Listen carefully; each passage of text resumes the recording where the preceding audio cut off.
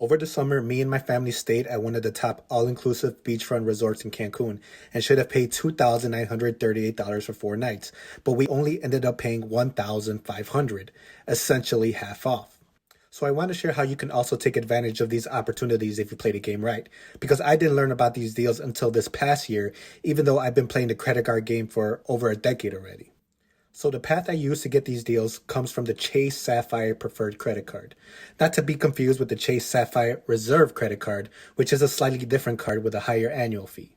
The Sapphire Preferred Card is a travel rewards credit card that currently offers a nice $600 sign-up bonus and decent rewards like 3% cash back on dining, 2% back on travel expenses, and a few other benefits. But this particular credit card comes with a $95 annual fee. I really hate credit cards with annual fees because it just eats into my profit margin since I just frequently open credit cards for sign-up bonuses and close them a short while later. But this is the only credit card where I'd gladly pay the annual fee because I can very easily double the value of the rewards I earn. Before I jump into the details, just want to mention that the Chase Sapphire Preferred Credit Card gives you rewards in points, and each point is worth 1 penny. So when, for example, you read that there is a 60,000 point sign-up bonus, that is essentially a $600 sign-up bonus. So for simplicity, I'm just going to speak about these rewards in cash terms and not in points. Okay, so with that out of the way, the greatest thing about the Chase Sapphire Preferred Credit Card, in my opinion, is the ability to transfer the Chase points you earn to the Hyatt Loyalty Reward Program, which is called World of Hyatt. And you can use the points in your World of Hyatt account to pay for hotels and resorts. But when you pay for your stays in points, you can get some really, really great deals and discounts. Case in point, earlier this year, I was planning a July trip to Cancun and Isla Mujeres. Me and my wife have been wanting to stay at the Hyatt Ziva all-inclusive resort in Cancun for a while already. But when we've taken a look in previous years, it's always been pretty expensive, even for the most basic room. Expensive at least for me and my family at over $700 a night. But now since I became aware of this ability to transfer Chase points to other hotels or airlines, I knew we might be able to get a decent deal since this was a Hyatt resort.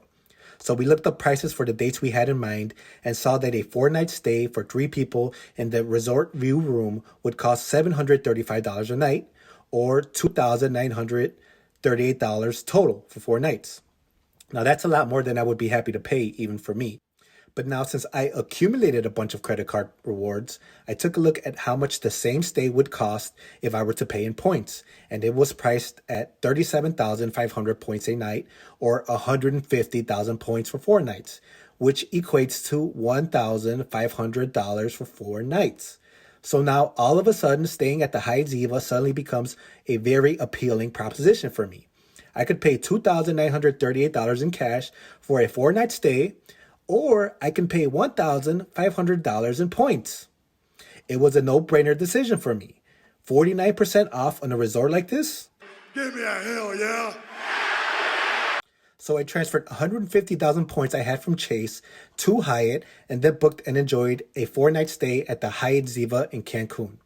Since then, I've been able to do this at a bunch of other locations like Miami, Tampa, and Orlando. And I've been able to get at least half off by paying in points. So if you don't know, now you know.